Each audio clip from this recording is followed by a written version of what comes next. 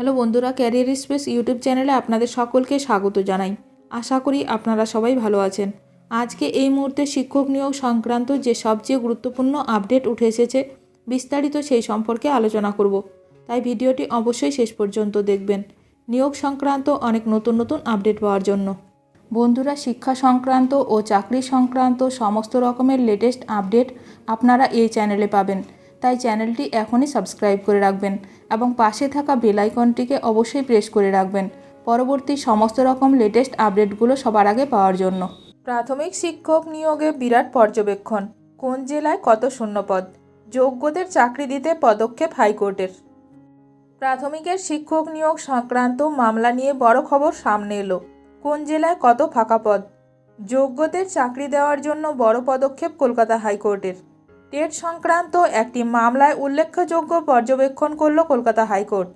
বিচারপতি রাজশেখর মান্থা 17 এপ্রিলের মধ্যে রাজ্য সরকারকে একটি রিপোর্ট জমা দেওয়ার নির্দেশ দিয়েছেন। প্রাথমিকে কোন জেলায় কতগুলি শিক্ষকের পদ ফাঁকা রয়েছে তা বিস্তারিত জানাতে হবে। পাশাপাশি রাজ্যের শিক্ষকদের পরিসংখ্যান জানানোর কথাও বলা হয়েছে এদিনের নির্দেশে। আজ বুধবার 2014 সালের টেট পরীক্ষার উর্দুর প্রশ্ন ভুলের মামলা উঠে কলকাতা হাইকোর্টের বিচারপতি রাজশেখর মান্থার এজলাসে। সেখানেই বিচারপতির স্পষ্ট নির্দেশ, আগামী 17 এপ্রিলের মধ্যে রাজ্য সরকারকে একটি রিপোর্ট দিতে হবে। নিয়োগ নিয়ে আদালতের স্পষ্ট অবস্থান হচ্ছে, মামলার জন্য যে সমস্ত যোগ্য প্রার্থীর নিয়োগ আটকে আছে তাদের নিয়োগ কোনোভাবে আটকে রাখা যাবে না। চাকরিতে প্রকৃত যোগ্যরা বঞ্চিত থেকে যাচ্ছেন এবং এই মামলার গেরোয় তাদের বয়স চলে যাচ্ছে। 17 এপ্রিলের মধ্যে রাজ্য সরকারকে একটি রিপোর্ট দিয়ে জানাতে হবে প্রাথমিকের কোন জেলায় কত ফাঁকা পদ রয়েছে। একই সঙ্গে জানাতে হবে রাজ্যে বর্তমান শিক্ষকের সংখ্যা কত।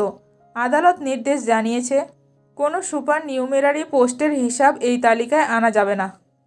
প্রাথমিক শিক্ষা পর্ষদের ওই রিপোর্ট পাওয়ার পরেই আদালত তার পরবর্তী নির্দেশ দেবে। এখন দেখার বিষয় এই নিয়ে আরও কি গুরুত্বপূর্ণ খবর উঠে আসে। শিক্ষক নিয়োগ সংক্রান্ত যে কোনো আপডেট সবার প্রথমে পেতে এখনই আমার চ্যানেলটি সাবস্ক্রাইব করে রাখুন। ভিডিওটি ভালো লাগলে অবশ্যই লাইক করবেন। আজকের ভিডিওটি এখানেই শেষ করলাম। নতুন কোনো আপডেট নিয়ে দেখা হবে নেক্সট ভিডিওতে।